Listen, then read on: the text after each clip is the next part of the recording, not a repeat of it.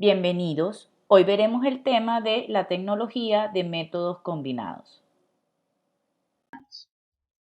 La tecnología de métodos combinados, o también conocida como tecnología de obstáculos, consiste en aplicar diversos factores de conservación al mismo tiempo, con una intensidad menor a la que se usaría si se emplea cada factor por separado, obteniendo con el efecto que aporta cada uno de ellos la conservación deseada del alimento.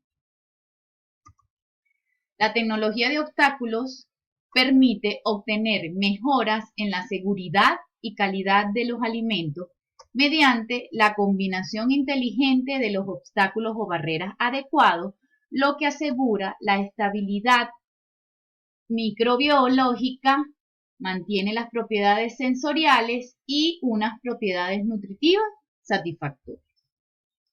La tendencia actual es hacia el procesado mínimo de los alimentos, ya que se asemejan más al alimento natural y presentan mejores características sensoriales y nutricionales en comparación con los alimentos procesados o ultraprocesados. Con esta tecnología de barrera, entonces podemos obtener alimentos con procesamientos menos severos y evitamos así perder las propiedades sensoriales y nutricionales que a veces se eliminan con un excesivo procesamiento. Con la metodología de barreras, lo que se busca es obtener un efecto sinergístico entre los diversos factores o barreras. ¿Qué quiere decir un efecto sinergístico? Es decir, que la sumatoria de los todos me da mayor a lo que sería el efecto que se obtendría con cada barrera por separado. Las barreras más comúnmente utilizadas son las altas temperaturas, las bajas temperaturas, la actividad de aguas, la acidez, el potencial redox, microorganismos competitivos y la utilización de conservantes. Aquí se presenta un ejemplo del efecto sinergístico de un alimento. En el esquema superior tenemos el efecto que tendría cada una de las barreras por sí solas y en el esquema de abajo podemos observar cómo se ve en amarillo el efecto el cual se aumenta por la sinergia que tienen los diferentes factores, lo que hace que los microorganismos presentes no puedan superar esas barreras y el alimento se pueda mantener microbiológicamente estable y seguro. Existen diferentes tipos de barreras, como mencionamos anteriormente, y las mismas se pueden clasificar como barreras físicas, físico-químicas y microbiológicas. Dentro de las barreras físicas tenemos temperatura de almacenamiento, procesamiento por calor, radiación, energía electromagnética, altas presiones, ultrasonidos, embalaje, atmósferas modificadas, envasado aséptico.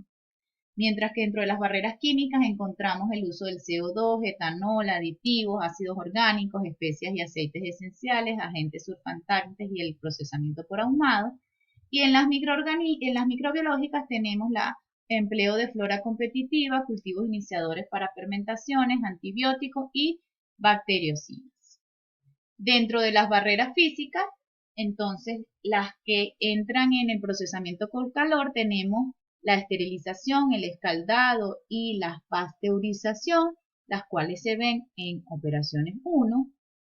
También tenemos temperatura de almacenamiento en bajas temperaturas, lo que sería la refrigeración y la congelación. Tenemos dentro de las radiaciones, tenemos la radiación ultravioleta y las radiaciones ionizantes.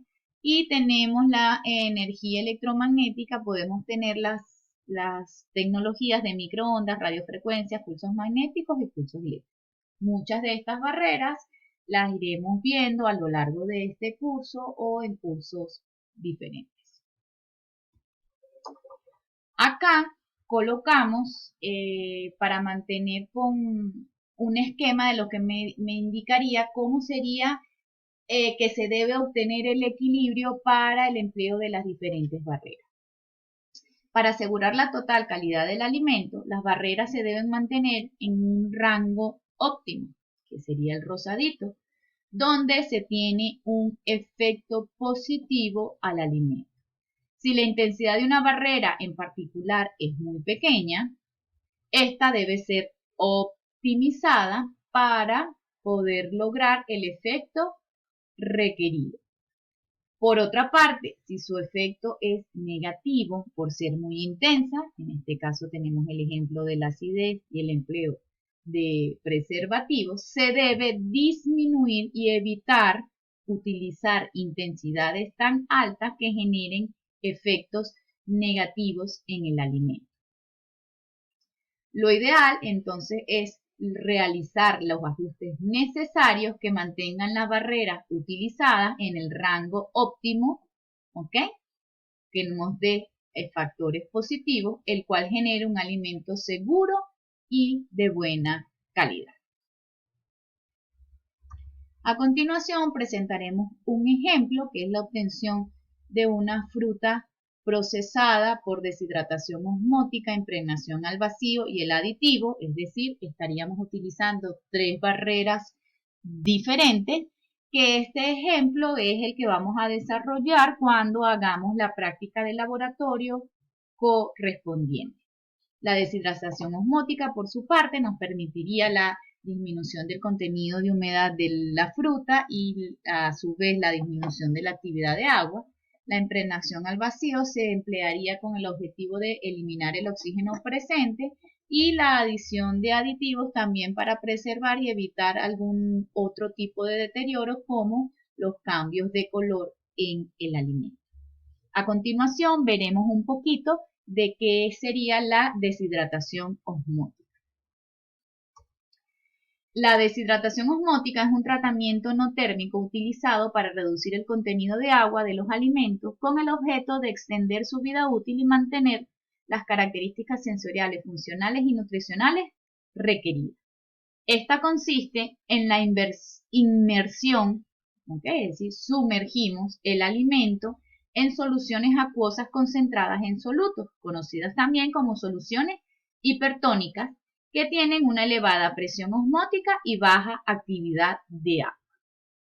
Durante este proceso se presentan 2 flujos en contracorriente, es decir, hay salida de material del alimento, en este caso tenemos el flujo de salida de agua hacia la solución y puede existir un flujo de solutos que están disueltos en el alimento que también salgan hacia la solución, entonces tenemos flujos de salida y tenemos también flujo de entrada, es decir, puede haber un flujo de los solutos que están presentes en la solución osmótica que ingresan al alimento.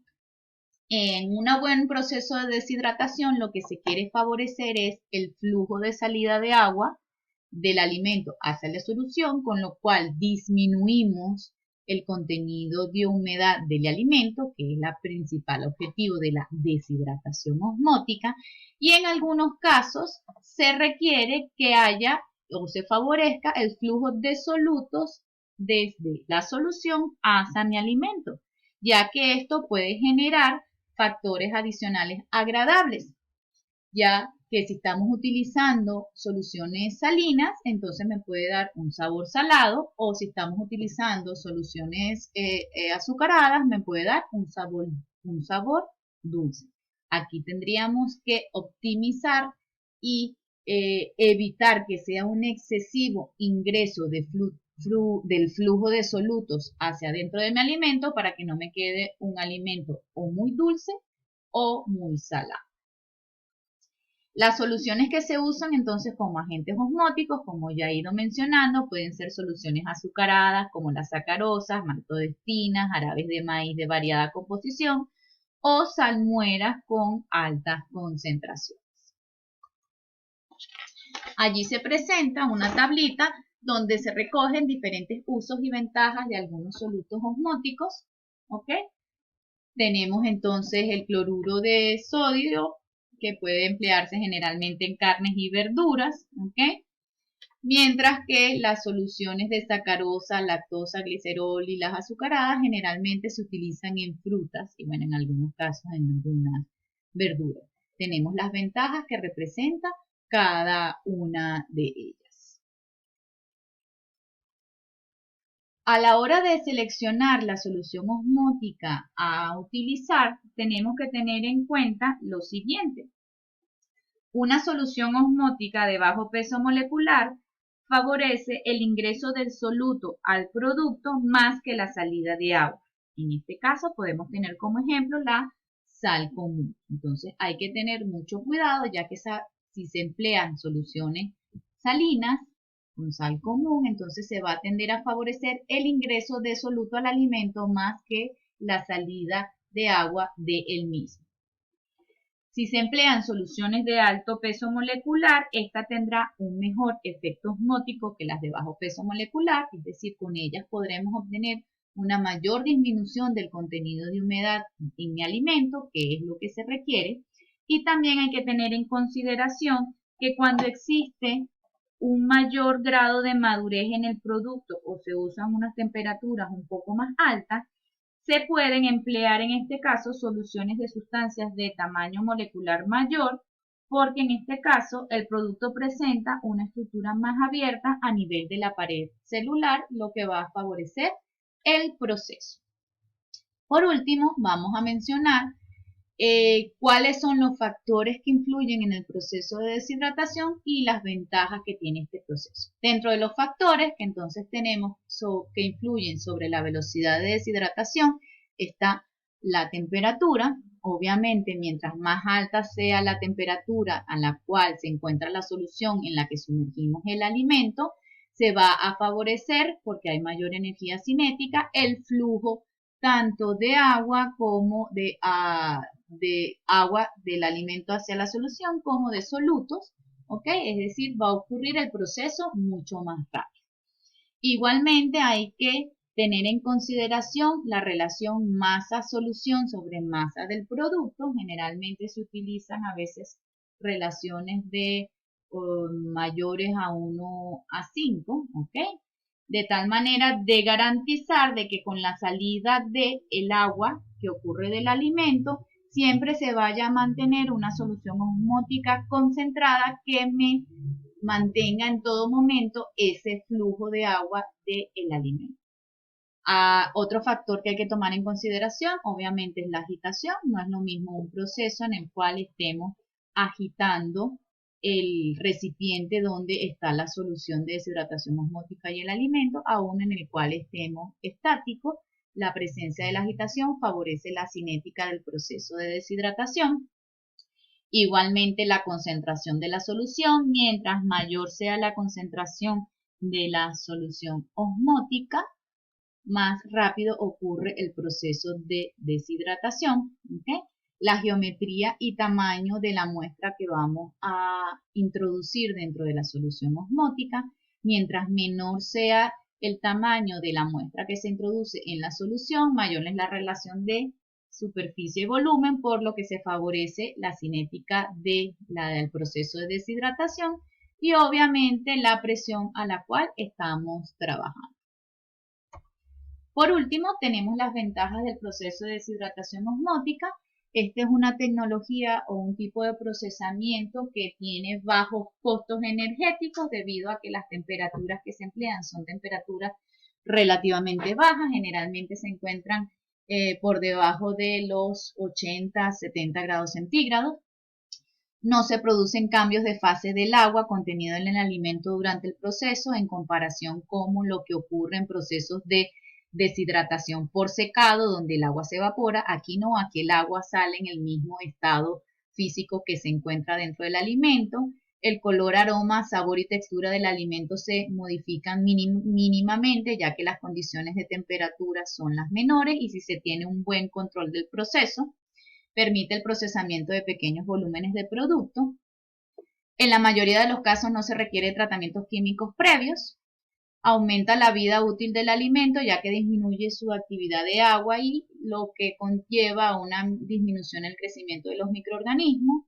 También se disminuye el peso del producto, lo que reduce costos de empaque y transporte, y se puede emplear la solución osmótica como materia prima para otros productos al finalizar el procesamiento. Y con esto terminamos lo que sería el video asociado a la tecnología de métodos combinados. Muchísimas gracias por su atención.